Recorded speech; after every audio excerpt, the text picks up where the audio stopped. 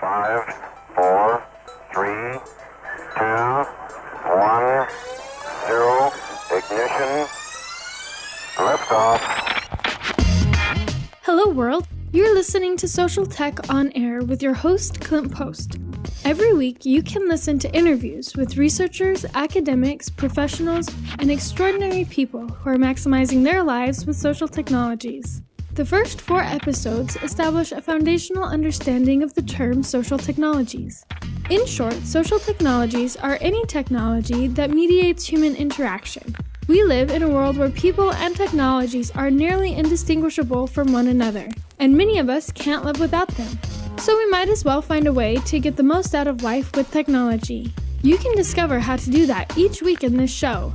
Listen and learn how you can maximize your life with social technologies. Thank you for listening. Now enjoy the show.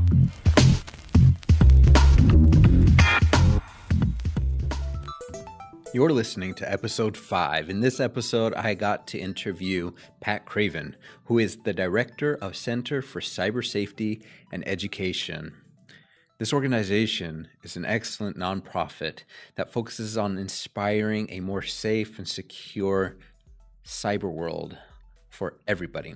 Their mission is to empower students, teachers, and the general public to secure their online life with cybersecurity education and awareness programs. One of the things that caught my attention is that they've developed a relationship with the childhood favorite pet, Garfield. Jim Davis, the creator of Garfield, has been working with this organization to develop online courses and cartoons and a bunch of materials that make it really easy for youth to be able to understand how to be more safe and secure in the cyber world.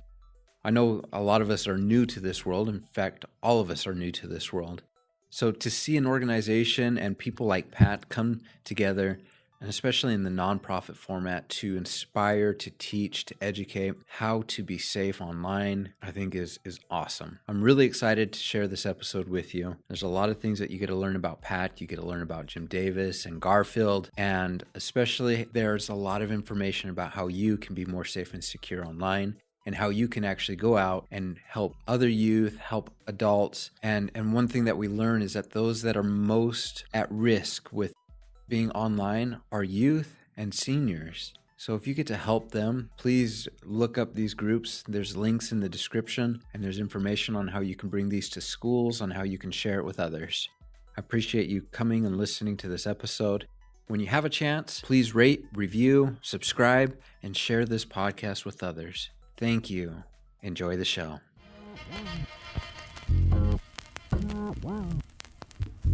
So, Pat, why don't you give us a little bit of background? How did you get involved with Center for Cyber Safety and Education and your interest there? Yeah, no, it's actually kind of interesting.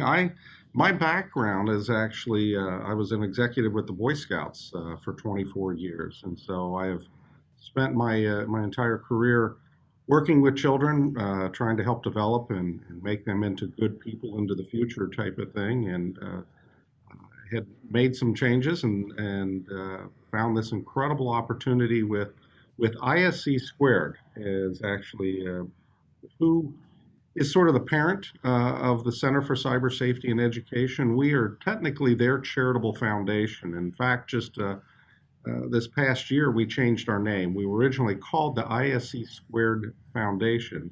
And when I came on board a year ago, I found that every time I tried to talk with somebody about the work we're trying to do here, I spent 20 minutes first trying to explain what ISC Squared was. And then we never had time to talk about the actual programs that we're trying to deliver. But ISC Squared is your world leader in certifying cybersecurity professionals. It's a membership and certification organization. They have 120,000 members in 160 countries. Wow. And so they're the equivalent if you were a financial planner or a CPA or an attorney. You go and you get your education, then you have to go pass some tests, and then you turn around and do continuing education to keep up with your license or your certification. And that's what they do with your IT certificates, cybersecurity people on a global basis. And 5 years ago, they created the foundation as a way for the members to begin giving back to the community and try to expand beyond what they deal with on a day-to-day basis. And we have just been trying to take it in a new and different direction in the past year, and becoming the Center for Cyber Safety and Education was one of the steps in doing that in order to just make it a little more forward-reaching, outward-reaching to the community. I hope you think that name kind of says a little bit about what we do versus the ISC Squared Foundation. So that's kind of where we're at today. Well, that's great. I think the name does, at least it's a more descriptive, and you can be a little bit more targeted with that on cyber safety. So let's actually tell me a little bit more about that, the concept of cyber safety versus cyber security. Yeah, what we're trying to focus on is really the people side of it, the users, not the security side, the coding people, the behind the scenes, the internal stuff that none of us understand. What we try to work with is users and trying to educate children, parents, senior citizens, the public in general on things that they should be doing to keep themselves safe. And we can't rely upon the apps or the platforms that we're using to be able to do everything. And I think that's evident when you look at some of the major companies and governments that have been hacked over the years. If they can't do it, what makes you think you can do it on your laptop? Right. So there's some things that we need to be just educating people on to do, and so that's a big part of our focus. Awesome. Well, you mentioned that you were in the Boy Scouts for a while, and that's something that's dear to my heart. I worked through and became an Eagle Scout in my younger days, and what I don't remember is any kind of merit badge on cybersecurity or internet or anything like that. So what's out there now? Yeah, actually, the Boy Scouts do offer a program now. It's a badge. It's not a merit badge, but it's a patch type of system they can earn that's called the Cyber Chip. For any scouts out there, remember your totem chip and things like that, and now they have one that's a cyber chip that is beginning to do exactly what we're trying to do, and that's educate the younger kids how to do it. In fact, we have just launched a program with the Girl Scouts. Since the Boy Scouts already had one, and that seemed like an obvious fit for me, but since they had one, we got in touch with the Girl Scouts, who have no cyber safety badge until now. And in October, we launched a program with them. We're testing it in the Tampa area in that council, and it's off to a great success. And the very first day, we had an event, and when we launched it, we had 200 girls go through our safety training. So we're really excited about what that's going to do, and the testing seems to be going well. We're getting interest from around the country, and so hopefully we've begun a similar type of program for young women to be able to teach them how to be safe online. That's exciting. I'm happy to hear that. It sounds like that's a recent development where you're just kind of in almost like beta testing there in Tampa. When do you think it'll go out to all Girl Scouts, essentially worldwide? Yeah, we're gonna start having some follow-up meetings with them after the first of the year and see what we're able to, how they think it's going and what steps we need to take to continue to expand it. Wow, cool. So this last year, was it just this last year that you came up and rebranded as the Center for Cyber Safety and Education? Yeah, we just did the rebrand in March of 16. I came on in just September of, I guess that was 15. So I've been over just a little over a year now that I've been here, and that was just one of the new things that we did, one of many new things that we're doing. Awesome. So what was some other big things that took place in last year? We do, besides doing the education, we also do scholarships. So we do college scholarships for children and actually even college students, grad, undergrad, who are pursuing careers in information or cybersecurity. And we're able to really expand that this past year and get more and more applicants, be able to give away more and more money. And we've even expanded it. In the past, it was only for those who were already studying in college, and we began just this past fall a program for high school students in order to try to catch them on a younger basis. And one of the other big things we do is research, and that kind of drives a lot of what we're trying to do with the scholarship and with the educational programs.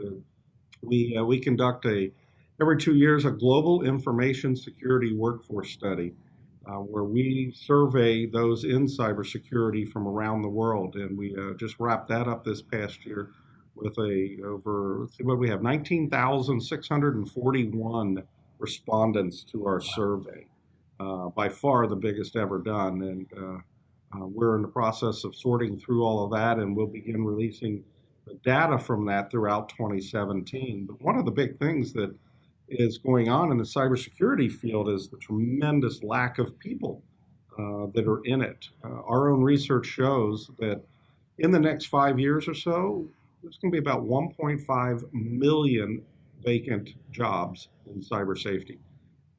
So it's a career field that if you're interested, anybody's interested in, we highly recommend. And that's why we're trying to reach down even into the high school level to find kids who are interested in this as a field, because it's not going away.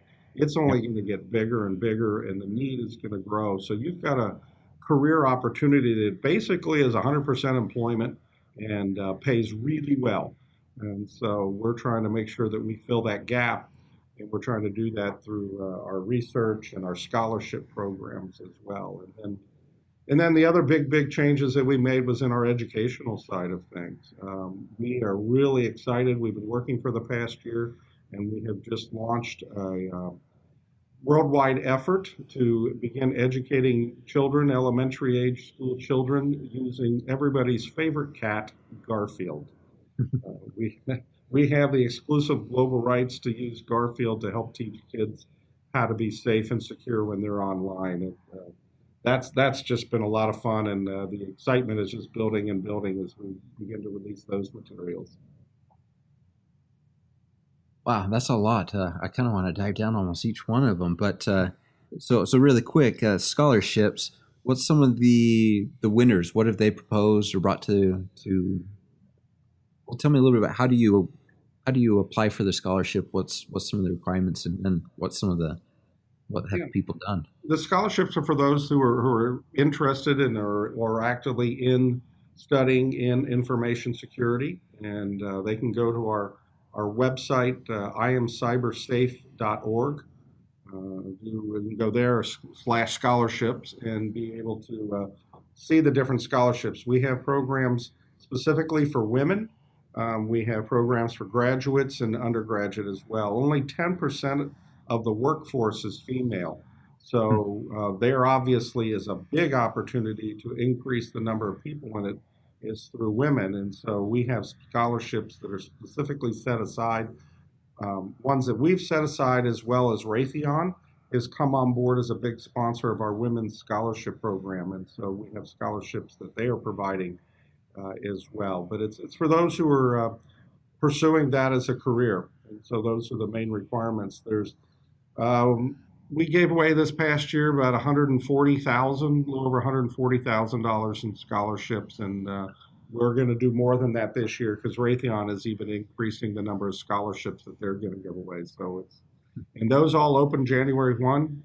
The women's do, and then the grad and undergrad, those will open up. They're all kind of staggered, but they're all coming up. So if somebody's interested in that, again, go to iamcybersafe.org. And you'll be able to click on scholarships there and find more information about how to apply and the different ones that they can apply for. Wow. Well, that's exciting. So on your research side, you found it's interesting. You mentioned that there's going to be a deficit of work in cyber safety. Was that synonymous with cybersecurity too, or? Yeah, same thing. Information security, cybersecurity, those that are working behind the scenes with the coding and with protection of all of our different platforms and the different things we're using, the cloud, and that. Obviously, all of those are just expanding and exploding in size, and as we create more and more apps and more platforms, bad guys get better at this. We need more and more people to help make sure that it's being done safely so that we don't have the issues that we have with the hacks or the breaches that have been going on. So I I think we're going to dive a little bit more into some of those topics you just brought up, but I wanted to pick on and really I remember growing up reading Sunday comics and Garfield, and that was one of my favorites that I'd always go to get your like 5 or 6 that you always have to read, and that was one of them. So how did that come about? How did you line up with Jim Davis, and what's that like? Jim Davis is one of the greatest people you could ever meet. He is just down to earth, just a terrific guy who cares about people. And they have always had an effort to use Garfield to help with literacy. It's been their big effort that they've tried to reach out, and for obvious reasons, is trying to get more and more kids to be able to read, and read the comic books is a great way to do that. And simply reached out to them and told them about the efforts that we wanted to do. And Jim got it right away. I mean, he even says that he's in the process of taking an analog cat into a digital world. And so it's something that they are doing, and they are transitioning just Garfield himself and all how they do everything. And it just made perfect sense to be able to use Garfield to take this to the children as well. And Garfield has that ability to, can take a complex thing like cyber safety and take it down to a kid's level and make it fun, make it something that they'll remember, because we all grew up with Garfield. He's been around 38 years now. So if you think about it, if you were 10 years old when you first read Garfield, just a kid, and you'd be 48 now. Those are the parents, even going on grandparents, of the children that we're working with today. So we're almost into 3 generations of children, of people that have been brought up with Garfield. And so he's a perfect fit for that. Well, that's actually really exciting. How are you using Garfield then? What are some methods that you use and processes? We're working with Jim and his team, and we have created the first of what will be a series of different lessons. And the lessons consist of a cartoon. We've actually created Garfield cartoons with cyber safety as the message. And then we have comic books that go with it, and activity books, posters, stickers, trading cards.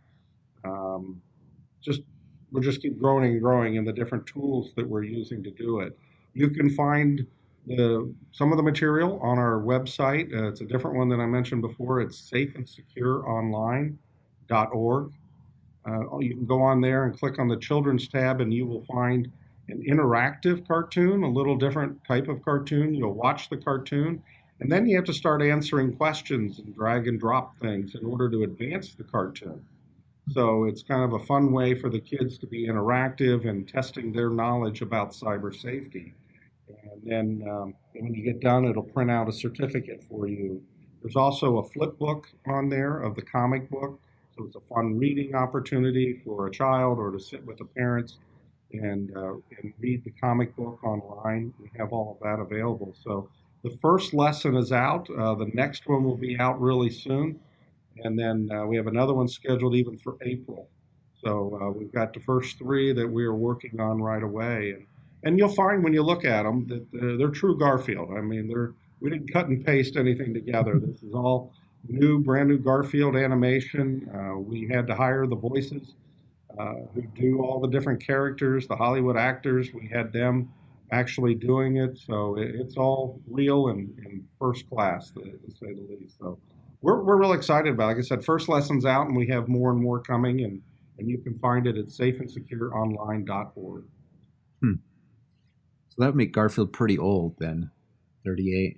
38 doesn't look it, It's kind of neat, though, actually. It's just like anything. If you look how he's changed over the years, the subtle changes. If you look at the very first Garfield, hardly looks like the current one. But that's part of what's really neat about this is that we're a global organization, and we're actually a not-for-profit. We're a 501c3, a charitable not-for-profit that counts on donations to be able to make all this happen. And Garfield is international. He is known around the world and loved. He's read 200 million readers a day to the comic strip still.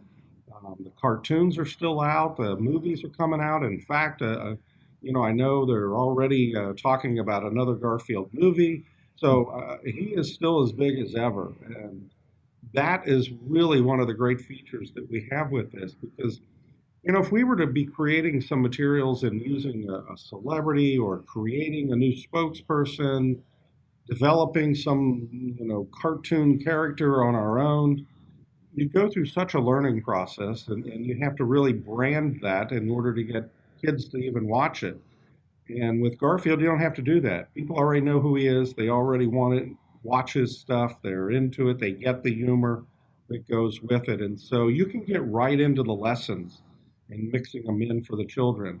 And anything you do, as you know, as you're trying to teach or share with people, the first thing you got to do is be able to get their attention, and then you have to be able to hold their attention. And Garfield does that. The kids will sit and watch a cartoon.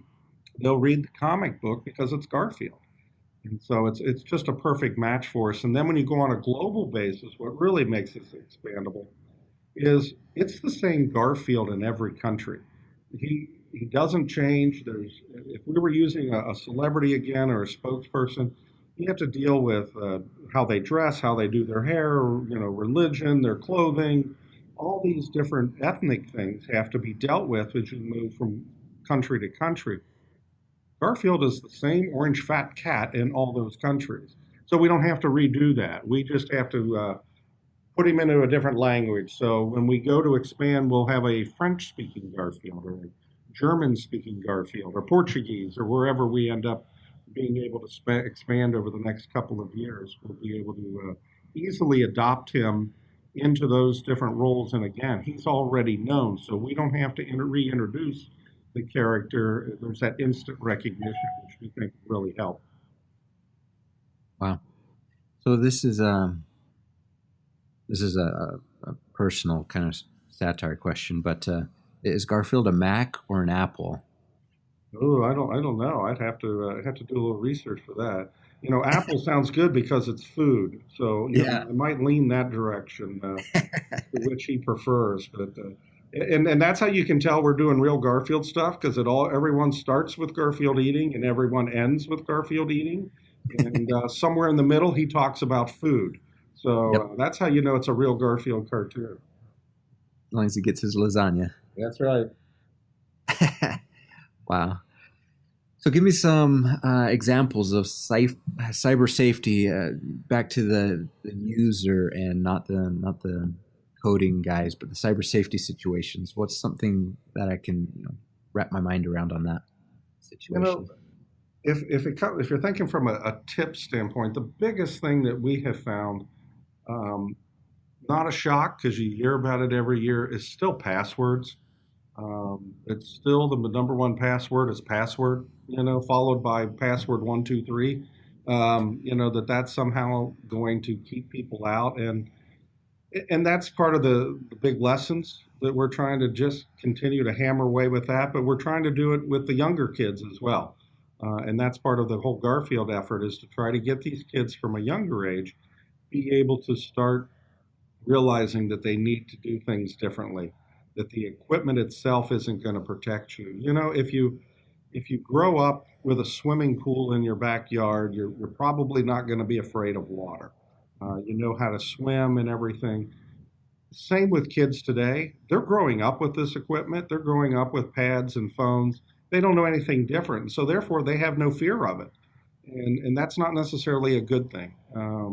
It can change your life, but you've got to make sure that you're using it in the proper way. And so just like swimming, that you need to have a little fear of water, and we need kids to have a little respect for the technology and the danger that can be in there because, kids are in danger in many situations that we've never had to deal with before.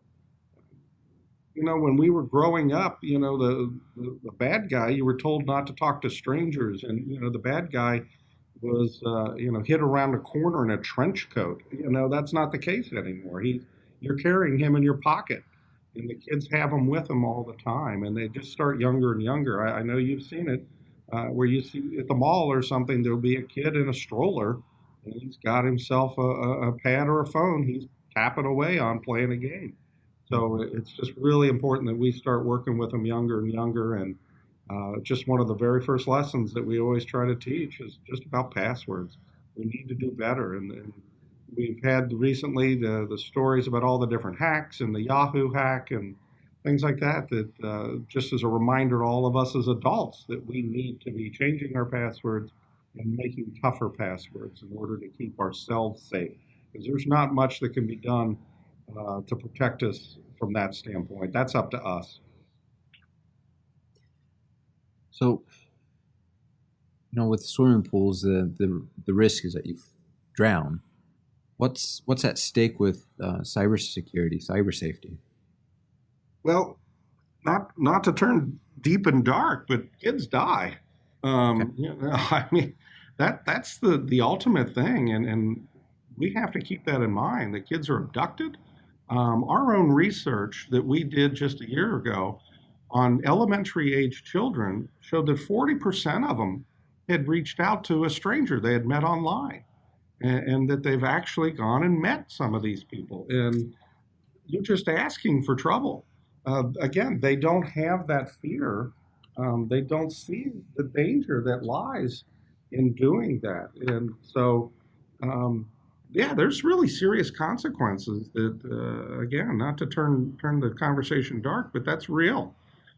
Children are abducted, and they're walking into it themselves, and they don't have to be. It's not like they're necessarily being snatched off the street because of this. They're literally setting appointments to go meet these people, and that's the serious side that we have to work with. And then you can take it even to the standpoint of just cyberbullying. And again, when we're all kids, a cyberbully wasn't a cyberbully, a bully.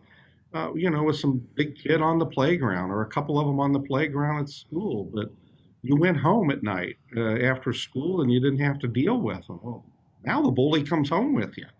And it's not just one or two kids. It can be hundreds of kids who are attacking through cyber by posting mean things and comments to people, which has led kids to suicide. So it is a serious topic if you want to look at it from that standpoint, that we need to really be working with kids and teaching them how to protect themselves in those situations.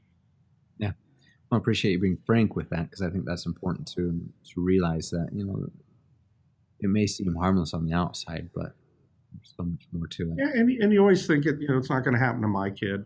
We all think that about everything, right? But it can. There's stories of kids getting up from the dinner table, literally, before dessert and meeting a stranger and being abducted.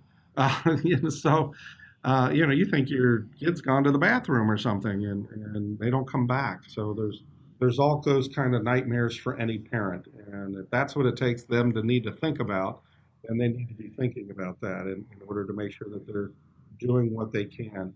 Yet at the same time, you got to embrace technology. It's there. It's awesome. It's going to change all of our lives. It has changed, and it's going to continue to change all of our lives and open up so many incredible opportunities for our children as we go forward in the future that none of us could have ever dreamed of.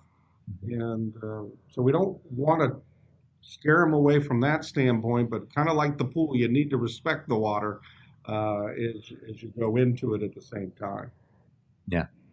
It sounds like a lot of things that we use as tools to enhance our lives. There's always the like a car. It's like anything. Yeah, it's like a car. It's like medicine, and all those things serve a good purpose, but if used improperly, they can be very dangerous. So with the Cyber Safety and Education, it's at our foundation. It's a nonprofit. Yeah, we are that. We are the charitable foundation of ISC Squared, and yet which we are a 501c3 not-for-profit that accepts donations. We work off of donations from corporations, from individuals, and one of the things we have, it's not a fundraiser, but with the Garfield materials, as I said, some of that's online at safeandsecureonline.org. But we also have materials that we've put together for for schools, for teachers, for groups, scout groups, for YMCA, anywhere there's kids gathered, we put together kits that has all the materials that a teacher or a leader would need to put on an educational program on cyber safety to the kids. It has 30 of the comic books. It's got stickers and trading cards and posters, everything that they would need to be able to put on a lesson. So we have those available. There is a cost for those, but that's just trying to recoup our cost. It's not a fundraiser for us. We're just trying to get our money back again as a not-for-profit. So the more donations we're able to get, and more corporate support we can get as we go forward with this brand new program. I mean, it just launched last October, that we're going to be able to reach more and more children by bringing that cost down and making it less expensive to reach out to everybody. Okay. So are you primarily targeting like the groups, these organizations, the scouts, schools and stuff like that, or? Yeah, it's a little of both, but that's the prime target, simply because you're able to reach, one classroom, you reach 30 kids at one time. You can go onto the website again and be able to see and use the material that's available online. There is material that you could order just for your child. That's just one of the comic books and one of the posters. It's not for the whole group. So it's available as an individual, but from a strategic standpoint of trying to reach around the world with this, guess what? The kids are in the classroom and we can reach them. And the schools realize, talking with superintendents and principals and teachers and counselors, cyber safety is a hot topic for them these days. So they really are looking for more and more materials that they can use. And again, going back to Garfield, the kids love Garfield. It takes over that hurdle of getting the kids to actually want to learn and to pay attention to it. So that's the advantage I think we have with the new materials, is having Garfield is something that the kids will enjoy. And so that's part of the strategy, is being able to reach into the schools, and they just seem to really still be searching to find that right material. We happen to think we've got it. Mm-hmm. So what about, like, say, adults or older people who are a little bit older that are trying to figure things out too? Yeah, we actually have educational programs for parents, and we have educational program for seniors on our website. And again, that's on the safeandsecureonline.org site. But you can go on there and you'll find tip sheets for parents and seniors about different topics. There's a presentation that can be downloaded, and you could either view it yourself, or it can be presented maybe at a PTA meeting, at a library, a community center, for both parents and for senior citizens. So we're trying to reach out to them, and the lessons are different. The parents one really focuses on the family aspect of it, and not us as individual adults. It doesn't get into how to do your banking online as much as it does what you should be doing around the house, what you should be doing with your children. Because one of the things that we found is that 90% of the kids have a device in their room at night with them. And again, these are elementary school kids. And so they are on way too late at night, that they find that they're spending an average of 2 hours a day online doing things other than homework. And 49% of them that we surveyed were online at 11 p.m. or later. So nearly half of the kids are online at 11 o'clock. And again, we're talking about elementary school kids, not high school kids. You might be able to say, okay, a high school kid at 11 o'clock, not crazy, not right what we want, but not crazy. But when you're talking about a third or fourth or fifth grader, they should have been gone a long time ago. And even to the point where the children have reported that they've missed school purely because they were too tired from being online so late. So one of the things that we talk about is that we need to get those items out of their bedrooms at night, so they're not there. It's not necessarily that your child is the one who's going online and texting or tweeting or whatever with a friend. Maybe their friend wakes them up. When you hear that ding, we all do it on our phone. We got to look. And so if it's even sitting next to the bed and all of a sudden it makes the noise, you're going to pick it up. and you're going to look at it, and now boom, you're awake, and now you're going to start texting back with your friends. So we try to encourage parents to get those items out of the room, set up a charging station in the kitchen. So everybody plugs their items in at night, and then in the morning when they get their breakfast and they grab their lunch and they grab their phone and off to school and work they go, and everything's all charged, and they've had a better night's sleep. So there's so many different things like that that we're trying to work with the parents and giving them tips on what they could be doing to make the whole family safer, and little things like that that we've come up with. And what's interesting is our material, it's coming from the best cybersecurity professionals in the world. My background is not in cybersecurity. Mine is in, again, the not-for-profit and working with people. What I'm able to do is to merge the two together. We're taking the tech people and the ISC squared members who are the best in the world at cyber safety, and we're going to them saying, what should parents be doing? What should kids be doing? What should seniors be doing? Help us develop this content. And then we take that content and bring it down to a level that the average person can understand. And that's kind of where I come in, because I don't have that tech background. I'm able to go, yeah, I have no idea what you just were saying. Let's figure out how to make that so every other parent out there can easily understand what you're talking about. And so we're using and merging everything together. And then again, the same even with Jim Davis and Garfield, that we're taking that high tech answers and solutions to these problems and taking them down to the level of the people so that they can understand them or the kids can understand them. Mm-hmm.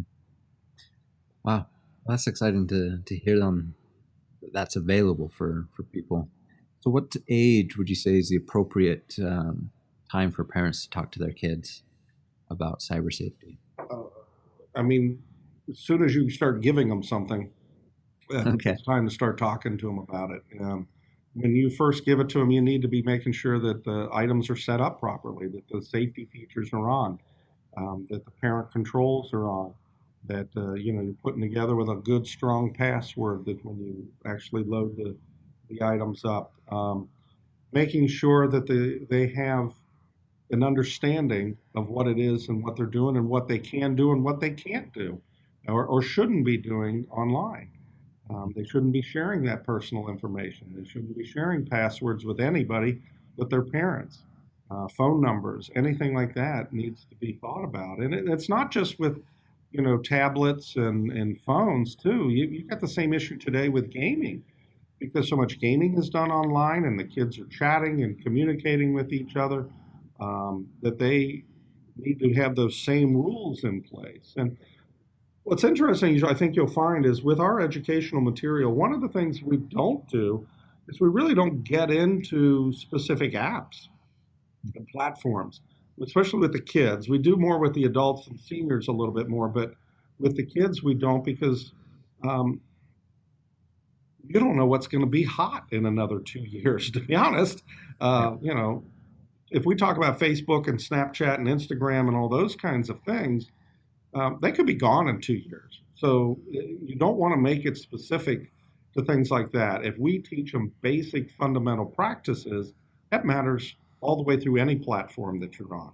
It's what you're learning and what you should and shouldn't be posting on Facebook is the same thing that you shouldn't be posting 10 years from now or 5 years from now or 2 years from now on some other platform that's the hot thing at the time. So it's just real important that we teach basic safety principles, practical sense kind of things to the children. Now with the adults and with the parents and the seniors, we get into a little more specific. Seniors are probably just as vulnerable as the children, because they are the total opposite. They didn't grow up with any of this stuff. And so for them, it's a whole new world. In many cases, they're trying to keep up and trying to be relevant. And, they click and open up everything. They trust everybody. They get an email that they think is from FedEx or Amazon about a package that's supposed to be delivered, and they click on it and fill out a form when that's not who sent that to you. And then they end up making themselves very vulnerable.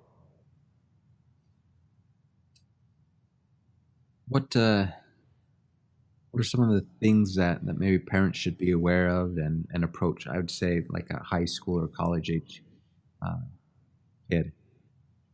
Yeah, so much of this, and so it's so funny because I like to think we've all heard it, but maybe not. And again, repetition is good, but Yeah. once it's on the internet, it's always on the internet. I think is really a good lesson for as you get with the older kids. What they're posting on social media, their colleges, their employers, they're going to look for those kinds of things. And if you think about it, if you got a kid and he's got lots of party pictures and red Solo cups in every picture versus a candidate who is out planting trees or something, they're going to they're going to look differently at them. Whether that's fair or not, I don't know, but that's reality of it. So kids need to be thinking that way, and we always encourage our parents that if your child is on one of the social media platforms, you should be on that social media platform, not to stalk them, not to harass them, but it creates an atmosphere that the kids know you could see Yeah. what they've posted, and just that in the back of their mind can make a big difference to them. But we need to be having those conversations with them. And as parents, we're often afraid to do that because they know more about it than we do. And what can I possibly teach my kids when I actually go to them and say, okay, I can't get my phone to do this. So, well, Dad, all you have to do is this, this, this, and this. Yep. Oh, yeah, thanks. So we're afraid of the technology, and so therefore we don't feel like we can contribute to the conversation. But it comes back to a little bit of just parenting and having that conversations with them, building that trust level with them that they're not going to do and post things online. And it's not just about what they post. It's about what they say, even about other people's posts and commenting on photos and pictures. That's where the bullying can begin. It's simply start making comments about some picture that somebody put up or a comment that somebody made. And, we've been through this whole political season here that, social media has a whole new twist to the world at this point in time. And, a lot of bad things are being said about good people. I don't care which side of the aisle you're on, it just got crazy.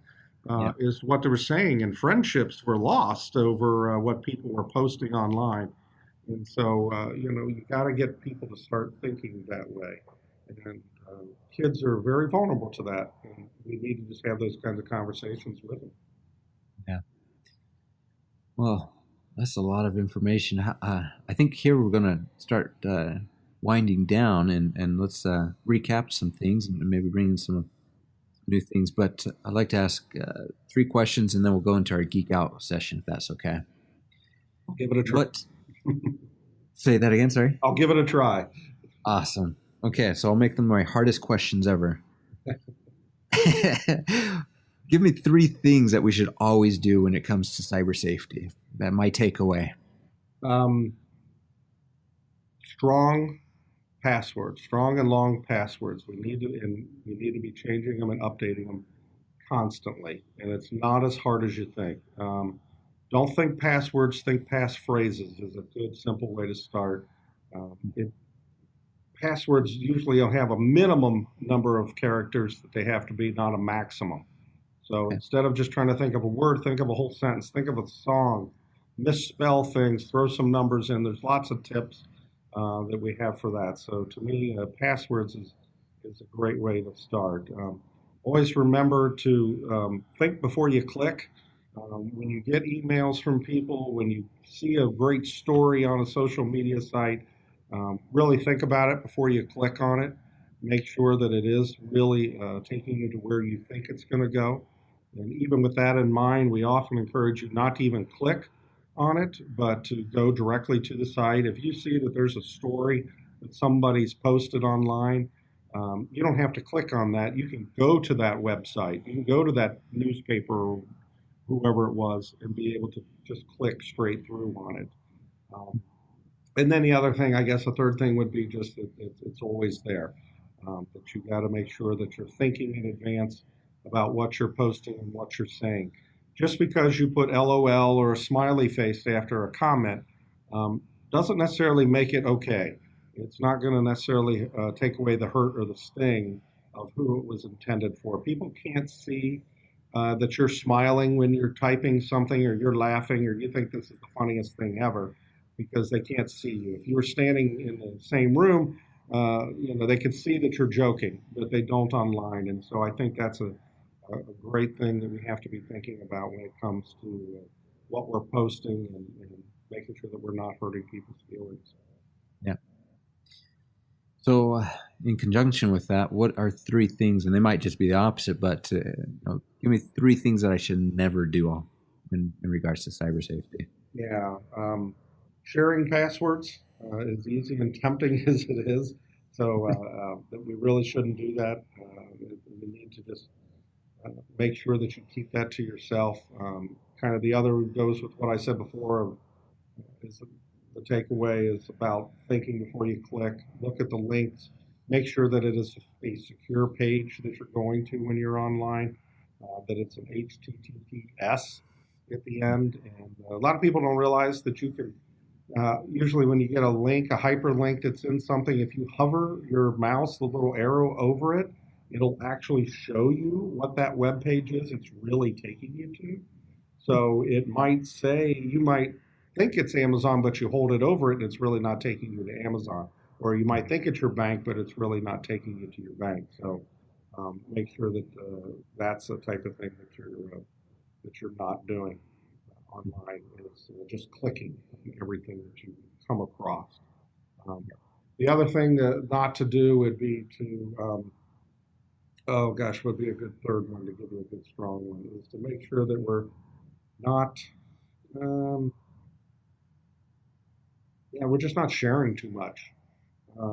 It's not the place for it, to be sharing all the information that we have, especially even when it comes to your own children, about the information you're sharing about them, to posting vacation pictures while you're on vacation, things like that.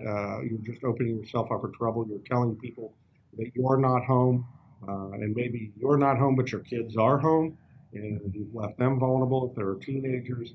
Things like that, is to keep that private information private. Share that when you get done, when you get back. Post the photos of where you've been when you get back. So I think that would be another thing that we have to be careful about. Wow, that's something I've never thought about. I mean, I've thought about the concept of knowing where people are at, but and on that line, you have to always be careful too. And this is one of the things we encourage the parents to do, is turn off the geotagging on their photos, on their kids' devices especially, because the photos are tagged with coding that tells you the GPS coordinates of where the photo was taken. And so if a predator can see photos of your kid's Little League game or at the park or whatever, they can begin to figure out where that game's at. What time is that game typically, or where they're normally at the park at 4 o'clock or something like that. They can begin seeing that. So that's part of that. Make sure you're careful about how much information you're posting. There's hidden information in simple things like the photos you post, that you should make sure that you're not giving that away by accident. Well, here's my third question before the Geek Out. Where can I go? Where can my listeners go to get more information? Our website that deals so much with this is the safeandsecureonline.org. That's where we're putting it. We're constantly updating it and putting new information, starting to put some things in different languages for those who are multilingual, that we're trying to make sure that we do this for everybody. So we think that's obviously a great place to go. If they're interested in the scholarships, they can go to iamcybersafe.org. And the research information will start being posted throughout 2017. It'll be rolled out on practically a monthly basis. There'll be new reports coming out about women in security, about different regions of the world, minorities, government, all kinds of different reports that we're going to be putting out throughout the next year. Awesome. Well, we have a final section here, which is the Geek Out Session. So I'm going to ask you 2 questions. First, what's your favorite technology growing up? And what future technology are you most excited for? The first real technology I remember, it's dating me, but is playing Pong on TV. You know? Okay. I mean, that was so fun. And I mean, you look back and you just laugh at the simplicity of it, but that was so cool to be able to actually play some sort of arcade kind of game, and you were playing it on a television at home, getting frustrated. And I remember how it would get faster and faster as you went, and the paddles got smaller and smaller. So that was the beginning of my memory of the technology revolution really beginning. That and the fact that then eventually you didn't have to get out of your chair to change the channel. That was Yep. So what's the future technology that you're looking forward to? I don't know. It's so hard because the future could be tomorrow. Right. Of what's coming out. That's what's so crazy about the industry, and that's why we don't focus so much on individual applications, because by the time we came up with materials, it would be changed at that point in time. But I'm not real comfortable yet with the driverless cars. Those haven't sold me yet. That sounds like a real good idea, but I think just the ability to gather information so quickly and look things up is fascinating. I actually just literally before we started this, I was talking with one of my colleagues and reminded them that Wikipedia put Britannica out of business. That you no longer have encyclopedias because you got Wikipedia, and you got Google, and all these different areas. And so it's fascinating and it's fun to be able to learn so fast. And so I guess even the educational side of things is what I look forward to, is how it's going to be easier and better, and we can learn so much more, both as adults and children. My wife and I will be sitting watching a TV show, and I'll look up something on my phone. I'll say, "Oh my gosh, who is that actor? What else have we seen them in?" Or just a question we have about something, you look it right up, and it's fun and fascinating. So I guess I would lean towards the educational advances that we're going to make. Awesome. Pat, I really appreciate this time. It's been enlightening for me, learning and hearing all about what you were doing and what Garfield's going to be bringing to us. I'm excited for that. And this is something that I think weighs on a lot of people's minds, how to raise kids or how to be safe themselves with so much access now. And so I think you're doing something that's vital to our future. So I appreciate you taking the time to come on and talk about this. I appreciate the opportunity. We've got to just keep the message out there and change one life at a time. Awesome. Thank you. Open angle bracket / HTML close angle bracket.